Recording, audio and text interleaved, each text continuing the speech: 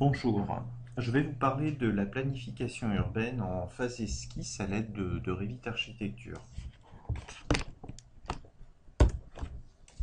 Je me présente, Emmanuel Di Giacomo, responsable des solutions BIM pour toute la partie architecture chez Autodesk.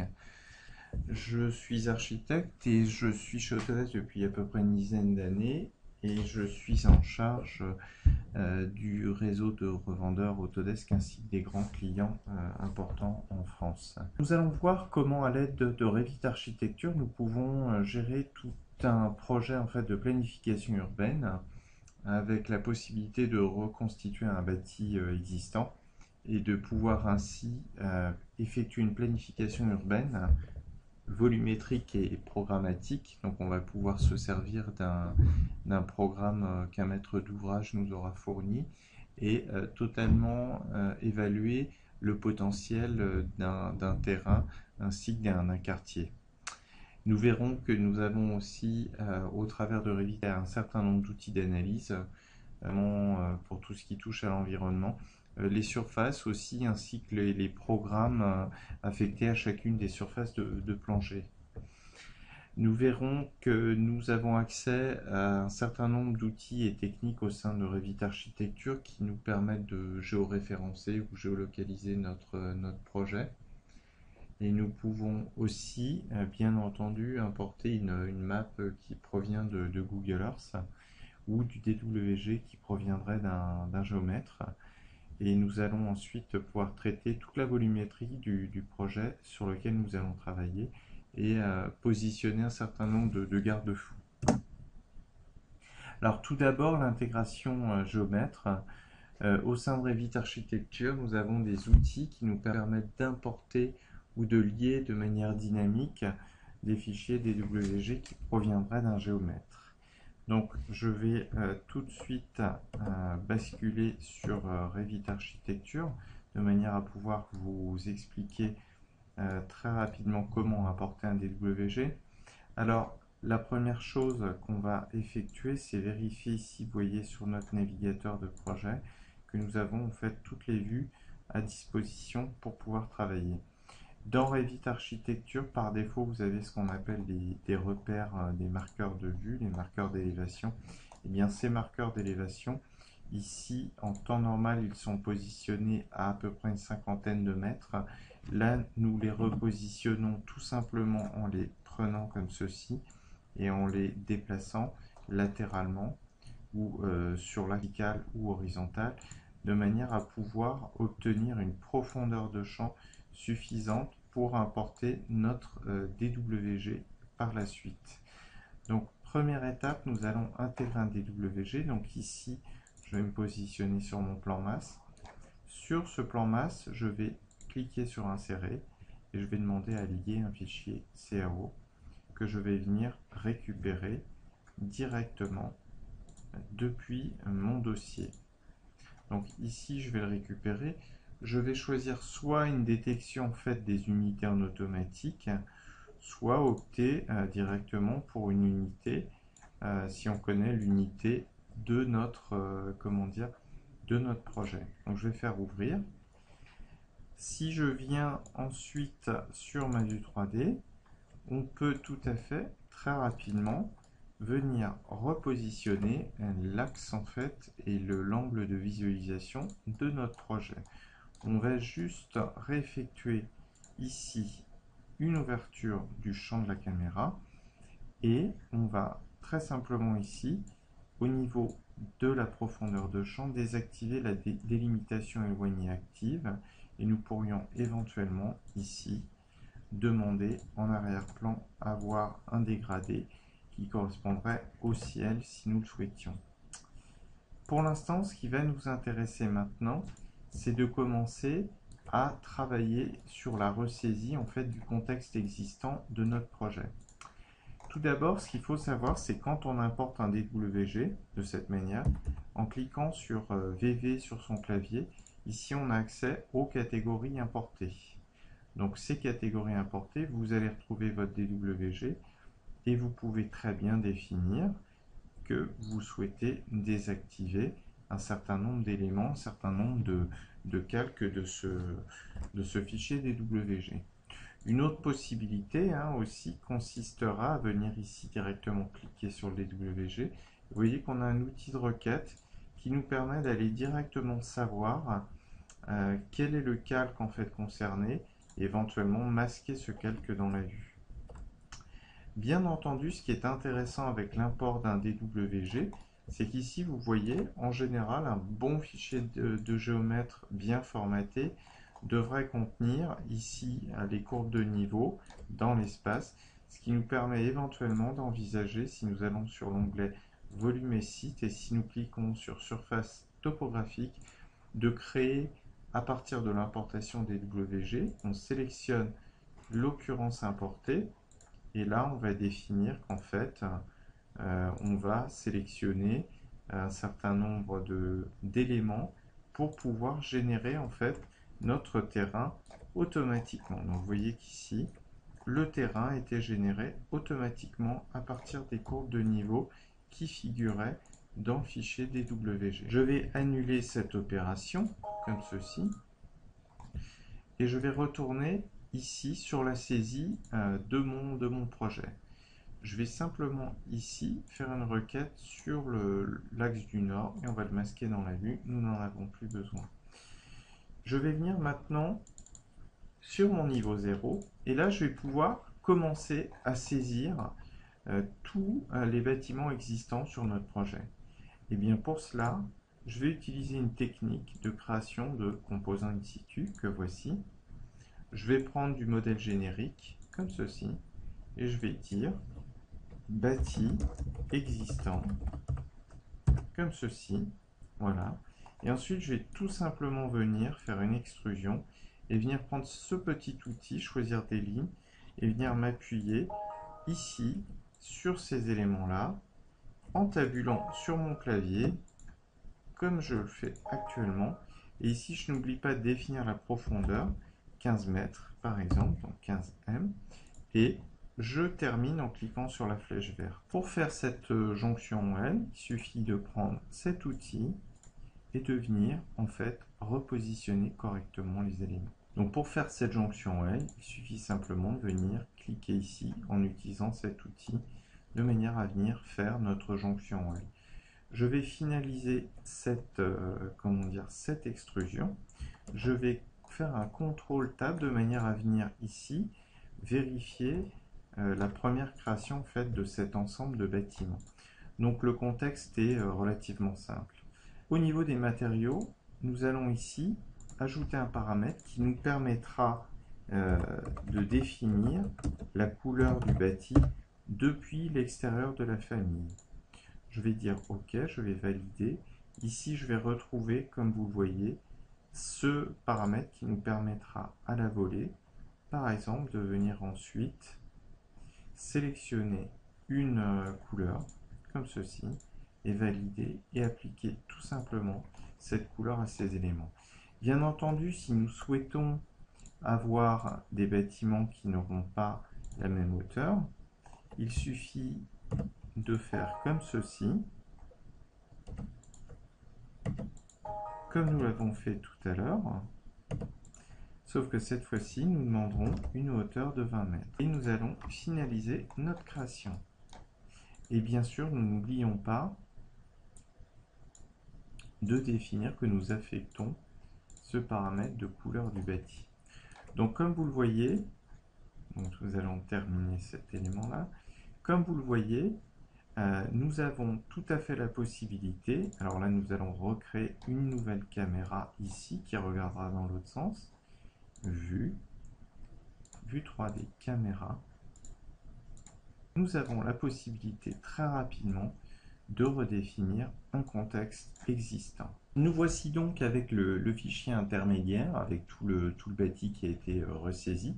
Nous allons donc pouvoir maintenant travailler sur la modélisation du projet futur. Nous avons vu la saisie d'un bâti existant en récupérant en fait un DWG provenant d'un bureau de géomètre.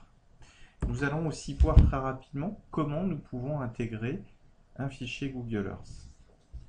Il y a en effet la possibilité de télécharger un petit plug qui s'installe sur notre Revit et qui nous permet d'acquérir en fait des données qui viennent de Google Earth.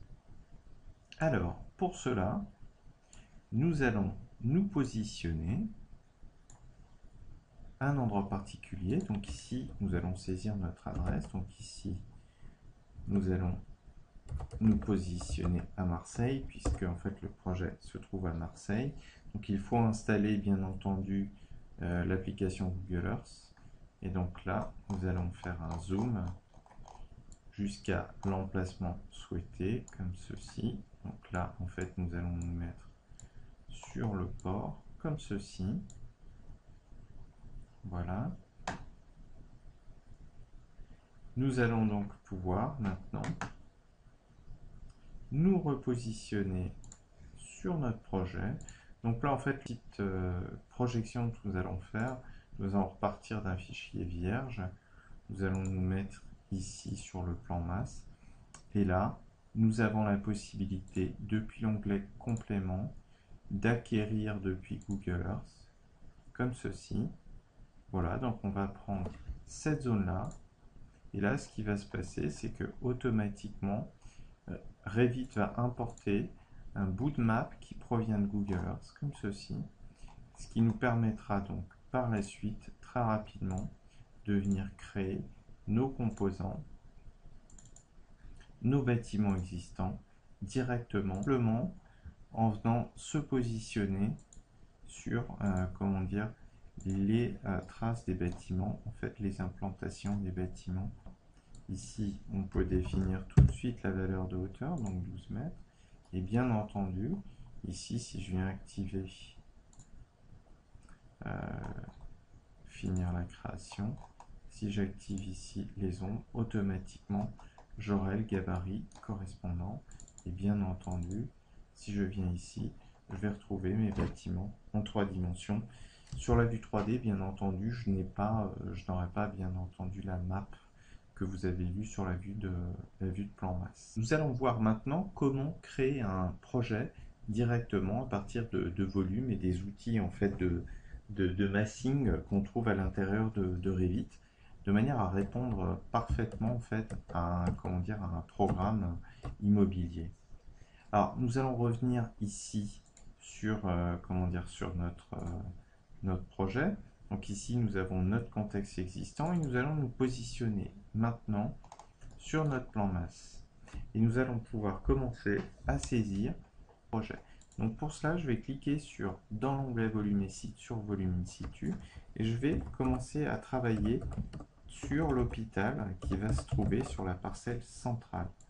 Donc je clique sur hôpital et là, comme vous le voyez, j'ai accès à un certain nombre d'outils et je vais venir me positionner, venir m'accrocher sur des plans de référence que j'ai positionnés bien entendu au préalable. Donc des plans en fait qui indiquent des alignements imposés par la mairie, comme ceci. Voilà. Je vais ensuite créer une forme à partir de cet élément-là. Et je vais tout de suite en fait venir me positionner ici sur cette vue axonométrique et créer une forme à partir de cet élément-là. Comme vous le savez en fait dans Revit Architecture, si je viens me positionner à cet endroit-là, je peux tout à fait me caler sur les niveaux que l'on peut voir ici. Donc ici, vous voyez niveau 8. Je pourrais tout à fait prendre, non pas le bord, mais la face inférieure de mon bâtiment et venir demander à ce que mon bâtiment soit calé sur le niveau 2 qui se trouve ici. Ce qui fait que je me retrouverai avec ici, bon, je vais très légèrement le décaler, je vais me retrouver avec 1, 2, 3, 4, 5, 6 niveaux éventuellement, sachant que le dernier niveau, je peux ici venir très légèrement le rabaisser comme ceci. Je vérifie en axonométrie pour valider que ça corresponde bien, voilà, à mon projet. Je vais revenir très rapidement ici sur ma vue dessus, comme ceci. Donc on peut basculer directement ici. Je pourrais me mettre sur le niveau 0 ici, et je vais maintenant tracer la cour intérieure de ce bâtiment. Alors pour cela, je vais d'abord finir mon volume, et je vais tracer un plan de référence ici, qui me permettra d'avoir le tracé vraiment de ma cour intérieure.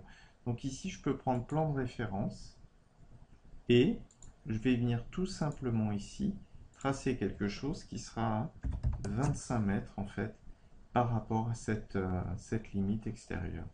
Je vais ici en profiter pour tracer l'axe qui correspondra en fait à l'axe de la tour que je vais dessiner tout juste après l'hôpital.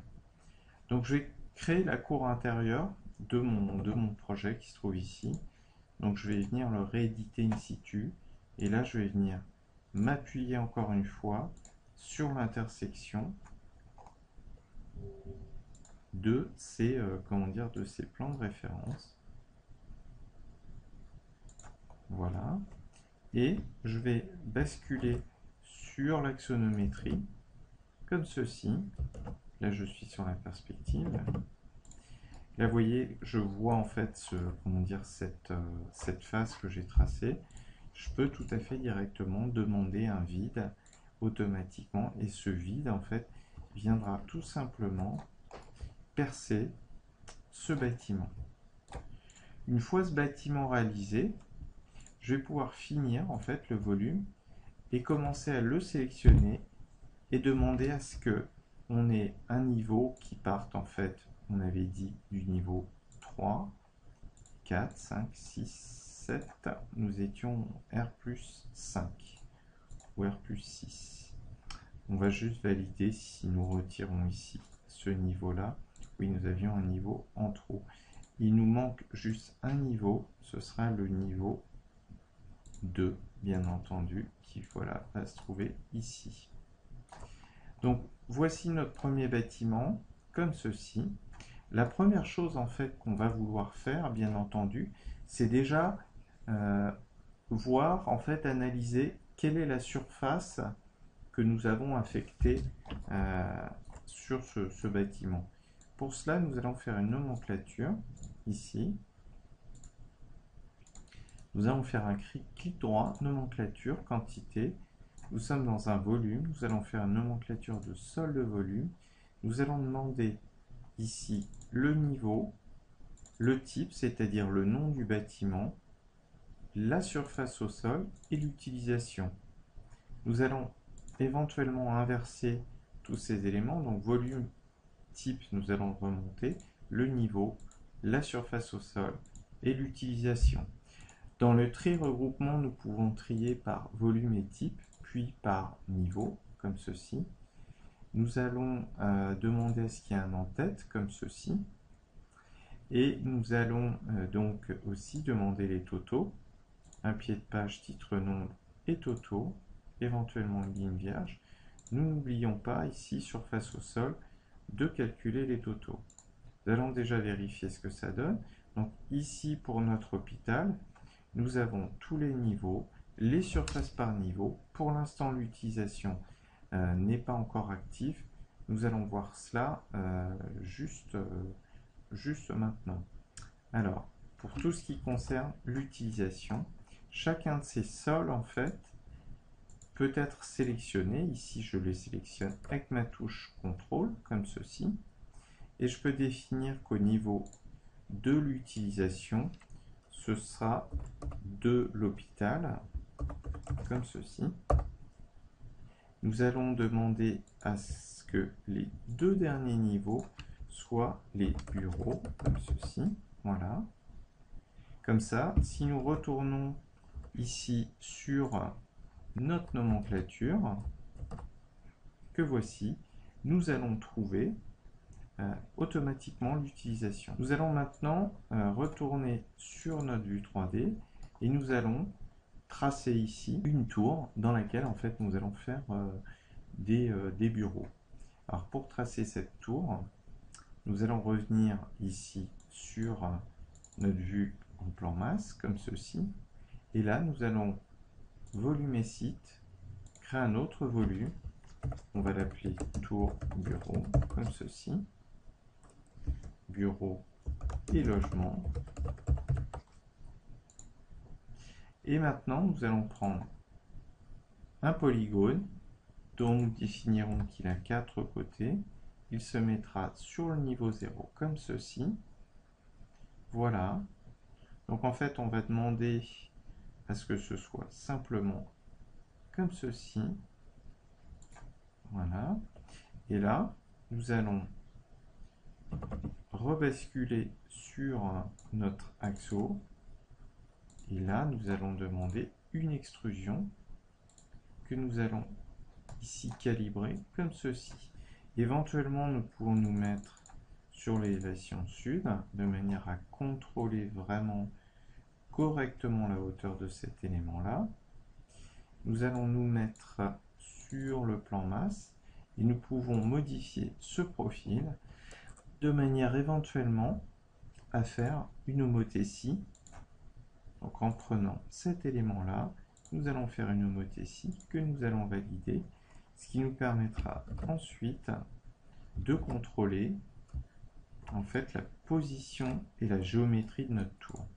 Moi, ce que je vais faire, c'est que je vais faire des angles en fait biaisés.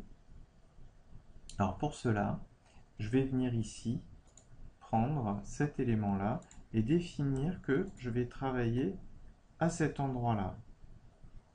Donc je peux, comme vous le voyez, me caler, définir précisément que c'est sur cette face que je souhaite travailler, ou je pourrais tout à fait venir ici sur le niveau 0 qui se trouve là, désactiver les ombres.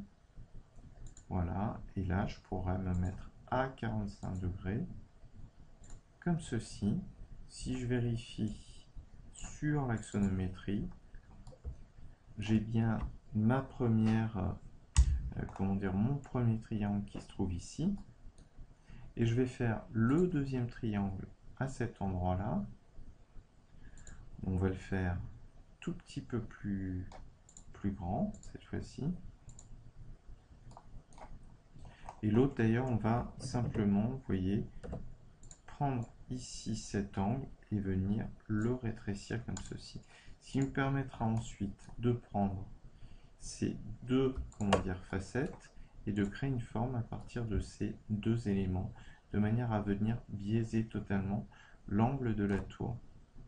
Ensuite, ce que je vais faire, c'est que je vais venir sur le plan masse, je vais donc récupérer cet élément-là, et je vais demander à faire une symétrie. Je vais sélectionner le deuxième, et je vais faire tout simplement une symétrie aussi de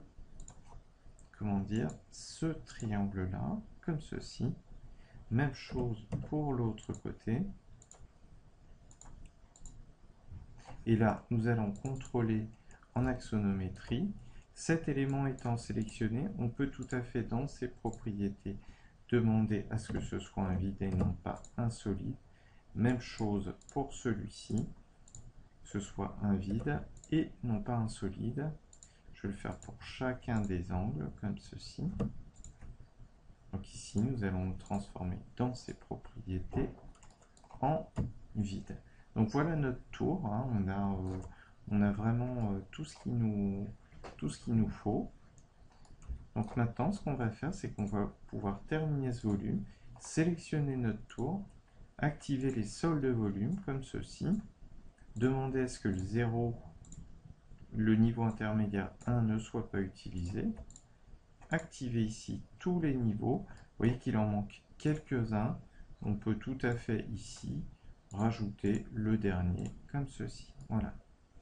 Maintenant, ce qui va nous intéresser, c'est de venir éventuellement ici, activer ici le mode filaire, de manière à ensuite dire que tous ces étages seront faits des étages de bureaux. Donc je les sélectionne.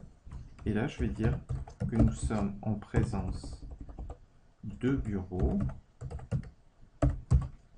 Voilà.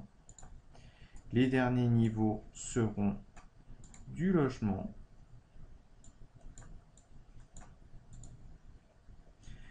Donc, en fait, nous n'avons pas défini logement, donc nous allons l'écrire directement dans cette zone.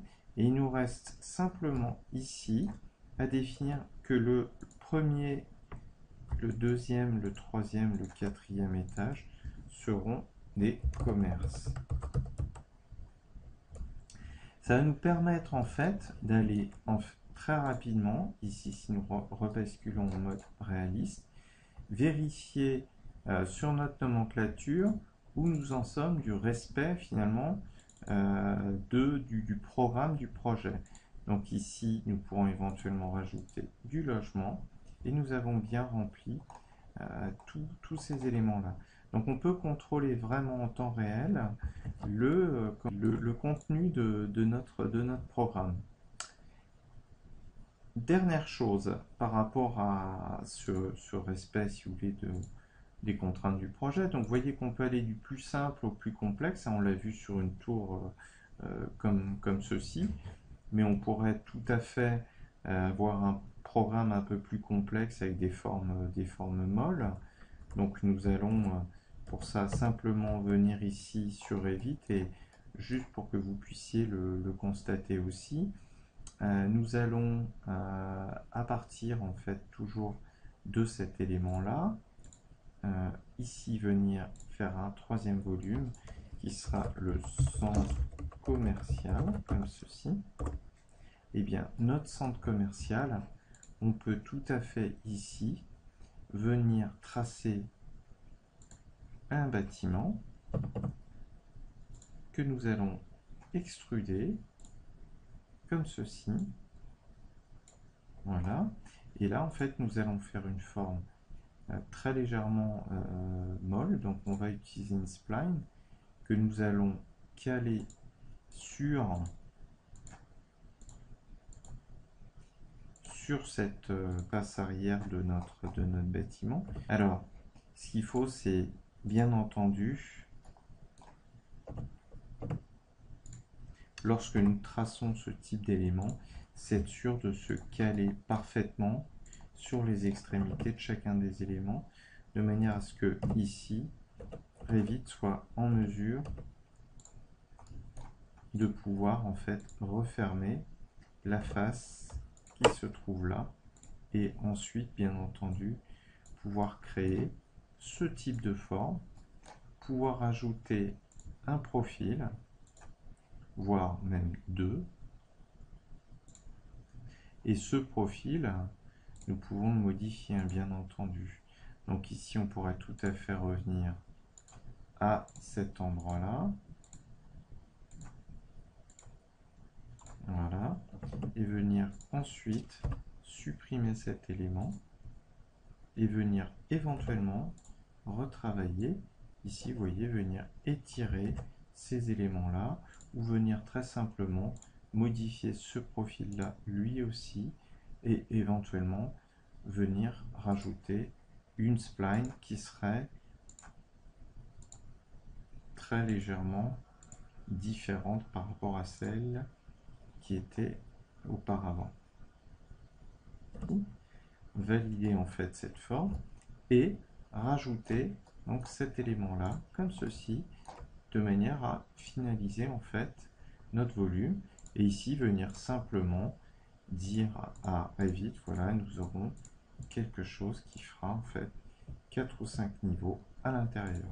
Et bien entendu, indiquer ici à Revit que nous sommes dans de la surface qui sera bien entendu des commerces, et ici qu'on sera dans des bureaux à cet endroit-là, comme ceci.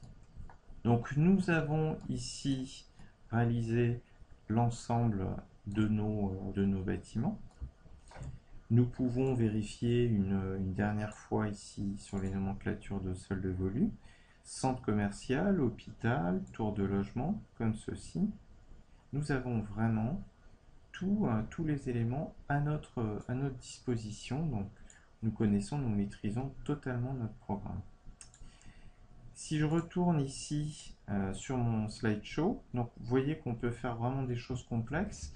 Vous voyez qu'on peut respecter, contrôler un programme en temps réel, preuve en est, on pourrait définir des valeurs en fait charnières. Imaginons que le maître d'ouvrage ne souhaite pas qu'on dépasse une certaine surface par étage, donc une valeur charnière. On pourrait tout à fait définir ici dans les propriétés de notre nomenclature, et bien qu'on a, par exemple sur la surface au sol, un formatage conditionnel qui disent en fait surface au sol supérieure ou égale à 5500 m², et bien couleur d'arrière-plan qui s'affiche, c'est du rouge. On valide, et là, vous voyez, ça va nous permettre de contrôler ce qui ne correspond pas, ce qui ne colle pas en fait au programme. Et on peut de cette manière-là ajuster en temps réel et venir redimensionner la forme de notre bâtiment, donc en l'occurrence ici notre centre commercial. Juste une information, hein, si je viens sur les champs à cet endroit-là, tri, regroupement et mise en forme, le nom même en fait du bâtiment, je peux définir que c'est un champ masqué, ce qui nous permettra d'avoir juste le titre, les niveaux, le titre en fait, le nom du bâtiment, les niveaux, et comme ça on est vraiment parfaitement calé, comme ceci. On a bien entendu la surface totale. Les champs conditionnels, ça pourrait être aussi, bien entendu, la possibilité ici, si je reviens sur mise en forme, sur l'utilisation, de tout de suite marquer format conditionnel, utilisation égale à, par exemple, nous ce qu'on a envie de voir, c'est les logements. Logement, je ne mets pas d'S, je valide. Et là, vous voyez, je vois tout de suite la proportion en fait, de logements que j'ai dans mon programme. Donc ça me permet de contrôler tout ça en temps réel. Donc vous voyez qu'on peut contrôler, respecter et contrôler le programme en temps réel. On a aussi accès à une représentation thématique grâce à des systèmes de filtres. Hein. Si je regarde ici, vous voyez sur mon projet, ici je vais vérifier, donc on a bien des commerces à cet endroit-là, centre commercial. Je vais juste, vous voyez que ces niveaux en fait apparaissent en couleur. Pourquoi est-ce qu'ils apparaissent en couleur? Donc, je vais juste vérifier ici, bureau. Pourquoi est-ce qu'ils apparaissent en couleur? Parce qu'il y a un système de filtre. Alors d'abord, ce que je vais faire, c'est que je vais venir sur volume assist, appliquer en fait des sols. Je vais sélectionner tous ces éléments-là, créer des sols comme ceci. Voilà. Donc tous mes sols sont créés. Je reviens ici sur ma vue qui se trouve là. Et je vais juste ici sélectionner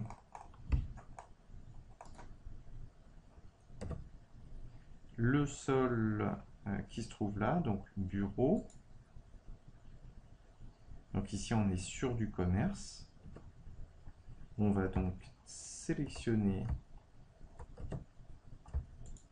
ces endroits-là et nous allons dire que c'est du commerce, ce qui me permettra d'obtenir la bonne couleur. Il y avait juste une faute d'orthographe ici. Donc ce qui me permet ici, si je reviens sur ma nomenclature de sol qui se trouve ici, donc je vais juste appliquer commerce ici. Donc je vais juste supprimer le S qui se trouve là. Et vous allez voir que d'un point de vue filtre d'affichage, et bien automatiquement, je vais avoir une remise en fait en forme des éléments qui me permettra d'avoir quelque chose qui sera propre comme ce que vous voyez ici. Donc en fait, je vais avoir vraiment un affichage thématique qui correspondra au programme en fait de chacun de ces niveaux. En fait, c'est un système très simple. Hein. Si je viens dans visibilité, graphisme, et si je regarde dans les filtres, j'ai un filtre qui s'applique. Et ici, tout ce qui est de l'ordre de l'hôpital, du logement, du bureau ou du commerce va prendre en fait la couleur du filtre qui vient écraser la représentation de l'élément automatiquement. Donc ça, c'est très pratique pour pouvoir présenter de manière schématique nos éléments. Bien entendu, si je retourne ici en vue axonométrique et si je viens modifier in situ cet élément-là, si je viens modifier le profil de ce projet, je pourrais tout à fait, voyez, en termes d'extrusion, demander à ce qu'il y ait une face en fait incurvée au niveau de mon bâtiment vers l'intérieur, comme ceci. Je pourrais finir ce volume. Et là, vous voyez, il suffirait que je vienne sélectionner et que je demande les autres associés et que je mette à jour en fait cet élément-là. Et bien, automatiquement, toutes les surfaces seront remises à jour dans ma nomenclature de sol de volume.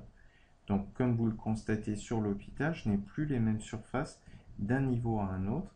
Et bien entendu, ici, si je retourne sur ma perspective, tout sera aussi mis à jour automatiquement, comme ceci. Voilà.